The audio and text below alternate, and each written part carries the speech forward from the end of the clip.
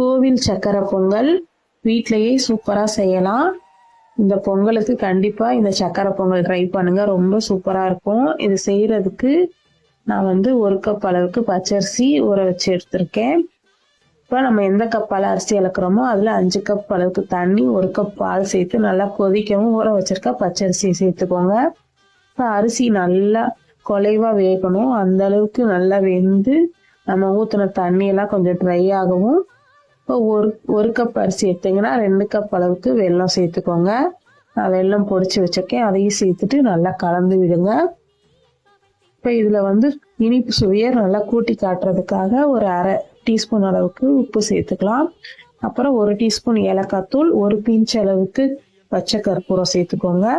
ஜாதிக்காய் 1 பிஞ்ச் அளவுக்கு இந்த மாதிரி துருவி சேர்த்துக்கோங்க. அவ்வளோதான். இப்போ இதுக்கு தாளிப்பு கொடுக்கறதுக்கு நம்ம நெய் ஊற்றிக்கலாம்.